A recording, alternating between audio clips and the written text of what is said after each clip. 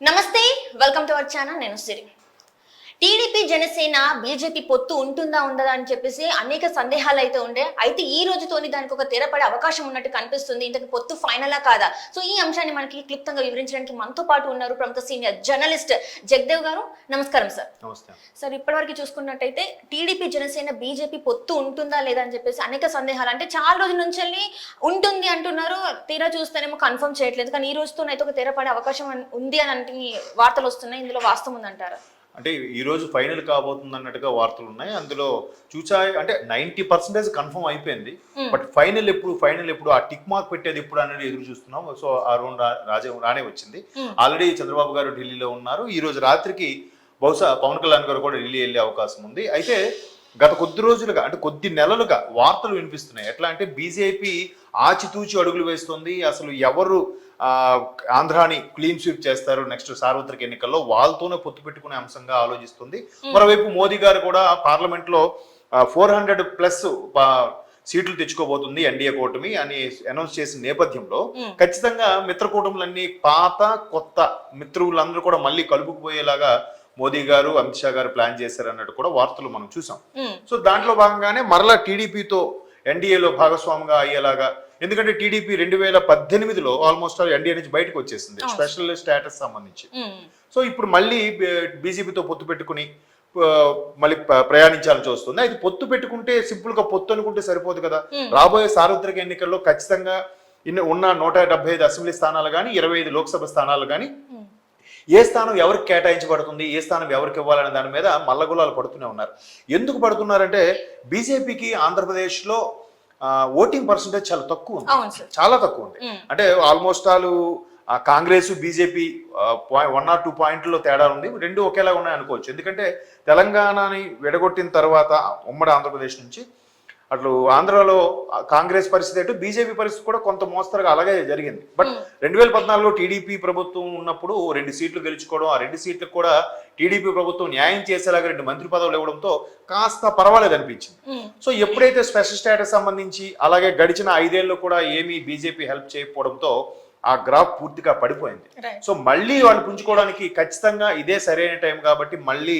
టీడీపీతోనే వెళ్ళాలని చూస్తున్నారు దీనికి బాగా పవన్ కళ్యాణ్ గారు మధ్యలో ఉండి నలిగిపోయారని కూడా మనం వార్తలు చూసాం స్వయంగా ఆయన నోటితో ఆయనే చెప్పారు నేను ఢిల్లీ పెద్దలతో ఎన్ని చేవాట్లు తిన్నా నాకు తెలుసు కాకపోతే రాష్ట్ర ప్రయోజనాల కోసం రేపు పొద్దున కేంద్రంలో మరలా బీజేపీ వచ్చిన నేపథ్యంలో ఖచ్చితంగా రాష్ట్రం ఇప్పటికే వెనకబడింది 10 ఏళ్లు వెనక్కి వెళ్ళిపోయింది కాబట్టి మళ్ళీ దాన్ని పునరుద్ధరించాలంటే ఖచ్చితంగా కేంద్ర ప్రభుత్వంలో ఒకవేళ బీజేపీ వస్తే వాళ్ళ సపోర్ట్ మనకు అవసరం అని వాళ్ళతో కలిసి ప్రయాణించడానికే ఆలోచనలో ఉన్నట్టుగా అన్నారు కానీ ఎక్కడ ఫైనల్ అని చెప్పాలి బట్ అట్ లాస్ట్ ఈ రోజు నైట్ కి ఆ సమావేశం పూర్తి కాబోతుంది రేపు ఎప్పుడు అనౌన్స్ చేస్తారు మేబీ ఈ రోజు నైట్ కి ప్రెస్ మీట్ పెట్టి అనౌన్స్ చేసినా ఆశ్చర్యపోనక్కర్లేదు అంటే ఇప్పటి వరకు చూసినట్టయితే మనకి అయితే ఆల్రెడీ ఒక లిస్ట్ అయితే వాళ్ళు రిలీజ్ చేశారు సో ఇప్పుడు మళ్ళీ బీజేపీకి ఎక్కడెక్కడ స్థానాలు ఇచ్చే అవకాశం ఉంది అంటే మొదటి నుంచి కూడా కొన్ని స్థానాలు వినిపిస్తున్నాయి దాంతో పాటు ఇప్పుడు ఫస్ట్ ఏంటంటే ఉత్తరాంధ్రకు సంబంధించి వైజాగ్ డిస్ట్రిక్ట్ లో అరకు తర్వాత రాజమండ్రి ఆ తర్వాత రాజంపేట ఆ తర్వాత తిరుపతి ఆ తర్వాత హిందూపురం ఉంది హిందూపురం ఒకటి ఉంది ఈ 5 స్థానాలు బీజేపీ అడుగుతుంది మోరోవర్ బీజేపీ కేవలం లోక్సభ స్థానాల మీద కాన్సన్ట్రేట్ చేసింది వాళ్ళకి కేంద్రంలో ప్రభుత్వం స్థాపించడం ముఖ్యం కాబట్టి అక్కడ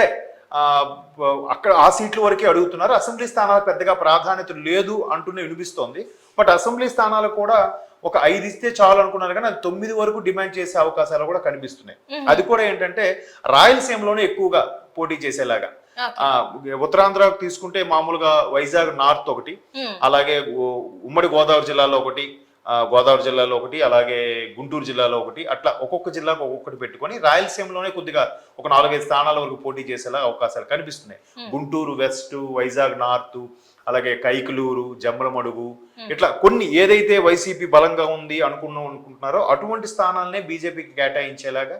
ప్లాన్ చేసుకున్నారు మొత్తం మీద మోదీ గారి స్కెచ్ అమిత్ షా గారి మ్యానిపులేషన్ అలాగే నడ్డా గారి వ్యూహం ఇందులో కనిపిస్తుందనే చెప్పాలి దాని తగ్గట్టుగా చంద్రబాబు నాయుడు గారు కూడా బీజేపీతో పోటీ చేస్తే ఎక్కడ మళ్ళీ ఆంధ్రాలో మనం మైనస్ అవుతామన్న ఉద్దేశంతోనే ఇన్ని రోజులుగా డ్రాగ్ చేశారని నేను అనుకుంటున్నాను నా అభిప్రాయం అంటే జనరల్గా టీడీపీ శ్రేణులు కూడా మాట్లాడుకునేది అదే ఒకవేళ బీజేపీతో వెళ్తే ఓటింగ్ పర్సంటేజ్ కొద్దిగా 1 or 2% తగ్గొచ్చు అనే ఉద్దేశంలో చంద్రబాబు గారు ఆచితూచి అడుగులేసే నేపథ్యంలో పవన్ కళ్యాణ్ గారు దాన్ని ఇంకాస్త ముందుకు తీసుకెళ్లారని, ఎట్లాగూ ఎన్డీఏలో పాత మిత్రుడే కాబట్టి టీడీపీ సర్లే మళ్ళీ వీళ్ళతో మాట్లాడి చర్చించుకుంటే బాగుంటుంది, కేవలం వైసీపీ బలంగా ఉండే స్థానాల వరకు బీజేపీకి ఇచ్చేలాగా కూడా కొద్దిగా సర్దుబాటు చేశారు. మెయిన్ బీజేపీ వాళ్ళు కూడా లోక్సభ స్థానాల మీదే ఎక్కువ కాన్సన్ట్రేషన్ చేస్తున్నారు. ఆ లోక్సభ స్థానాలు కూడా ఆల్మోస్ట్ ఆల్ కొన్ని కన్ఫర్మ్ అయినట్టుగా చెప్తున్నారు. అంటే నాకు తెలిసింది ఏంటంటే నిన్న మొన్నటి వరకు నరసాపురం టికెట్ ఏదైతే ఉందో RRR గారికి ఇవ్వాల్సింది, అది టీడీపీగా జనసేనకి ఆ పొత్తులో భాగంగా ఆ టికెట్ ఆ నియోజకవర్గం టికెట్ ఎవరికి వెళ్ళబోతుందని నేను విన్నాను. బట్ ఇప్పుడు తెర మీదకి వచ్చేది ఏంటంటే RRR గారు మొదటి నుంచి కూడా బీజేపీ వైపు మొగ్గు చూపుతున్నారు కాబట్టి ఆ స్థానం RRR గారు కన్ఫర్మ్ చేస్తూ అది బీజేపీకి ఇచ్చేలాగా. సో ఈ హిందూపురం అలాగే రాజంపేటకు సంబంధించి కూడా కొంచెం ఏవో పేర్లు వినిపిస్తున్నాయి. రాజంపేట నుంచి మాజీ ముఖ్యమంత్రి, ఉమ్మడి ఆంధ్రప్రదేశ్ చివరి ముఖ్యమంత్రి నల్లారి కిరణ్ కుమార్ రెడ్డి గారు పోటీ చేసే ఛాన్సెస్ ఉన్నాయి. అలాగే రాజమండ్రి నుంచి మన బీజేపీ రాష్ట్ర అధ్యక్షురాలు పురంధరేశ్వరి గారు కూడా పోటీ చేసే ఛాన్సెస్ ఉన్నాయి. సో అంటే మెయిన్ ఎక్కువగా వినిపిస్తున్న పేర్లు వీళ్ళు. సో మొదటి నుంచి కూడా టీడీపీ జనసేన నినాదం ఏంటంటే ప్రభుత్వ వ్యతిరేకత ఏదైతే ఉందో ఆ ఓటుని చేల్చకూడదు, దానికోసం వాళ్ళు ఎన్ని కుయుక్తులు పన్నినా కూడా దాన్ని విడగొట్టకుండా ఉండాలి, అలాగే సమిష్టిగా వెళ్ళాలి. ఈయన ఎన్ని మాటలు అన్నా కూడా అమ్ముడుపోయాడు, దత్తపుత్రుడు, ప్యాకేజ్ స్టార్ ఎన్నన్నా కూడా ఎన్ని అవమానాలైనా పడి టీడీపీతోనే కలిసి వెళ్ళాలి, ఎట్లాగైనా ప్రభుత్వాన్ని ఫామ్ చేయాలనే కాన్సెప్ట్ లో ఉన్నారు. అయితే జనసేన తెలంగాణలో కూడా పొత్తు పెట్టుకోవడానికి బీజేపీతో కారణం ఇదే. బీజేపీని సెంట్రల్లో రేపొద్దున గవర్నమెంట్ వస్తే వాళ్ళతో చెడిపోకూడదు వ్యవహారం, అట్లా ఆచితూచి నడిస్తే రేపొద్దున మరలా సెంటర్లో బీజేపీ వస్తే టీడీపీతో ఉన్న సయ్యద్దుతో పాటు పవన్ కళ్యాణ్ గారు వెళ్ళి మాట్లాడడానికి కానీ మరలా ఎట్లాగూ టీడీపీ ఒకప్పుడు ఎన్డీఏలో భాగస్వామి కాబట్టి అందులోకి మళ్ళీ ఎంట్రీ ఇస్తే రాష్ట్ర ప్రయోజనాల దృష్ట్యా, రాష్ట్ర బాగోగుల దృష్ట్యా, రాష్ట్ర భవిష్యత్తు దృష్ట్యా ఖచ్చితంగా బీజేపీతో కలిసి వెళ్ళాలని అనుకుంటున్నారు. సో ఈ సీట్ల సర్దుబాటు కోసమే ఎంత డ్రాగ్ అయిందని నేను అనుకుంటున్నాను. అంటే ఇక్కడ మీరు చెప్పినట్టే ఇందాక ఓటు బ్యాంక్ చీలద్దు అని అనుకున్నారు కదా సార్, కానీ మరి మైనారిటీ ముస్లిం మైనారిటీ ఓట్స్ అన్ని కూడా క్రిస్టియన్ ఓట్స్ కూడా చీలే అవకాశం ఉంది కదా సార్. ఎందుకంటే క్రిస్టియన్ ఓట్లు చీలిపోయే అవకాశం ఉన్నా కూడా అది ఎక్కువగా వైసీపీకి ఉండే ఓట్ బ్యాంక్ ఏదైతే ఉందో మైనారిటీది అది ఖచ్చితంగా కాంగ్రెస్ వైపు డైవర్ట్ అవుతుంది తప్ప టీడీపీకి జనసేనకి వచ్చే నష్టం ఏం లేదని ఒక అభిప్రాయం. మరోవైపు టీడీపీ హయాంలో మైనార్టీకి సంబంధించి కానీ ఎస్సీ ఎస్టీ బీసీలకు కానీ ఎప్పుడు ఏం ప్రాబ్లం రాలేదు, ఏ అన్యాయం జరగలేదు. ఎందుకంటే మొదటి నుంచి కూడా చంద్రబాబు నాయుడు దానికి డిక్లరేషన్లని, బీసీ కార్పొరేషన్లని, ఎస్సీ ఎస్టీ కార్పొరేషన్ అని డిబేట్ చేసి ఎక్కడికక్కడ వాళ్ళకి ఆ విధంగా కార్పొరేషన్ ద్వారా లబ్ధి చేకూరేలాగా ముందు నుంచే ప్రణాళిక వేశాడు ఆయన. బట్ పూర్తి స్థాయిలో ఇంకొక 5 ఏళ్ళు కానీ ఇచ్చుంటే, 2014 తర్వాత గవర్నమెంట్ వచ్చింది, 2019 కూడా ఆయనకి ఇచ్చుంటే, మళ్ళీ గవర్నమెంట్ వచ్చుంటే ఇప్పటికన్నీ సెట్ అయిపోయింది. రాజధాని అయితేనేమి, ఇప్పుడు మీరు అంటున్న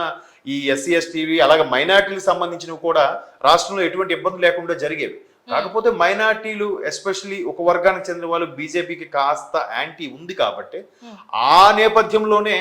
ఓటు బ్యాంక్ ఒక 1 or 2% తగ్గే ఛాన్సెస్ ఉన్నాయని డౌట్ పడుతున్నారు. బట్ అదే బీజేపీకి ట్రిపుల్ తలాక్ లాంటివి ఇంట్రడ్యూస్ చేసిన తర్వాత, వాళ్ళ చట్టాలు తీసుకొచ్చిన తర్వాత బీజేపీలో ముస్లిం మహిళా ఓట్లు కూడా ఫేవర్ గా మారే ఛాన్సెస్ ఉన్నాయి, ఫేవర్ గా మారాయి కూడా. సో ఇంకప్పుడు మైనార్టీ గురించి మీరు అంటున్నట్టుగా తగ్గుతుంది, ఒక వర్గం వాళ్ళు యాంటీ ఉంటారా అనుకున్నది మాత్రం అంత ఎఫెక్ట్ పడకపోవచ్చు నా అభిప్రాయం. అంటే ఇప్పుడు అట్లనే మేనిఫెస్టో ఇప్పుడు 3 పార్టీలు అంటే బీజేపీ, టీడీపీ, జనసేన, ఈ మేనిఫెస్టో ఎలా ఉండే అవకాశం ఉన్నాయి సార్? అంటే నేను ఆల్రెడీ టీడీపీ వాళ్ళు సుమారుగా 32 పథకాలు, సంక్షేమ పథకాలతో రెడీగా ఉన్నారు. గతంలో కూడా ప్రత్యక్షంగా పరోక్షంగా వెళ్ళే కాదు, పబ్లిసిటీ చేసుకోలేదు వాళ్ళు. ఇప్పుడు ఒక గ్రామానికి తీసుకుంటే వీళ్ళు ఏం చేస్తున్నారు, వైసీపీ వాళ్ళు అమ్మఒడి అని, లేదంటే స్కూల్ పిల్లలకి యూనిఫామ్ అన్ని ఇవ్వడం అని కానీ, లేదంటే ఆటో డ్రైవర్లకి భృతి ఇవ్వడం అని, లేదంటే పెన్షన్లు ఇవన్నీ ఇస్తున్నారు. అదే టీడీపీ హయాంలో ఎలా ఉండేది, రైతు అనేవాడికి ఒక మోటార్ ఇచ్చేవారు, ఒక్కొక్క ఆడపిల్ల ఉండే ఇంటికి సైకిల్ ఇచ్చేవారు. ఎవరైతే కొంతమంది ఐరన్ బాక్స్ అదే దాన్ని ఇస్త్రీ పెట్టిన వాళ్ళకి ఇస్త్రీ పెట్టి ఫ్రీగా, ఇవన్నీ ఫ్రీగా ఇచ్చారు. ఇవన్నీ కౌంట్ చేసుకొని ఈ పథకాలన్నీ అనలైజ్ చేస్తే వైసీపీ ఇచ్చిన పథకాల కన్నా వీళ్ళ ఇచ్చిన పథకాలే ఎక్కువ అమౌంట్ అవుతుంది. బట్ అది కరెక్ట్ గా ప్రొజెక్ట్ చేసుకోవట్లేదేమో నా అభిప్రాయం. సో టీడీపీ ఆల్మోస్ట్ ఆల్ అన్ని వర్గాల వారికి కవర్ అయ్యేలాగా కవర్ చేసింది. దానికి తోడు జనసేన కూడా సమన్వయ కమిటీలు కలిసినప్పుడు వాళ్ళు ఒక 10-15 వరకు ప్రపోజల్ పెట్టారు. అందులో సిమిలర్ గా ఒక 6 టీడీపీకి పోలినట్టు ఉన్నాయంట. ఇంకొక 6 వాళ్ళేవో కొత్తగా కొంచెం యువతకు సంబంధించింది ఏవో కొంచెం ఎన్లార్జ్ చేశారు. అవి టీడీపీ మరలా కలుపుపోతుంది. సో ఆల్మోస్ట్ ఆల్ టీడీపీ అన్ని కవర్ చేసేసాక, జనసేన కవర్ చేశాక ఈ రెండు ప్రాంతీయ పార్టీలు. సో మన తెలుగు వాళ్ళకి, తెలుగు ప్రాంతానికి సంబంధించిన వ్యక్తులకి ఏవి అవసరం, ఇక్కడ యువత ఏది కోరుకుంటున్నారు అనేది వీళ్ళకే బాగా తెలుస్తుంది. సో వీళ్ళు తెలిసిన దానికి బీజేపీ వచ్చి టిక్ పెట్టడం తప్ప ఇంకా వాళ్ళు ఇంకేం చేస్తారు? ఖచ్చితంగా ఒకవేళ బీజేపీ రాష్ట్ర స్థాయి వాళ్ళు మేనిఫెస్టో సమర్పించినా ఈ రెండింటి నుంచి ఎక్కడ పోదు. ఖచ్చితంగా వాళ్ళు ఇచ్చిన పాయింట్లు ఇక్కడ ఒక 32 పాయింట్లు, అక్కడ నుంచి ఒక 6 పాయింట్లు తీసుకున్నా అవి ఇవి కలిసే ఉంటాయి. కాకపోతే పథకం పేర్లు వేరే ఉంటుండొచ్చు, కానీ ఆ పథకాలు ఉండే ఏదైతే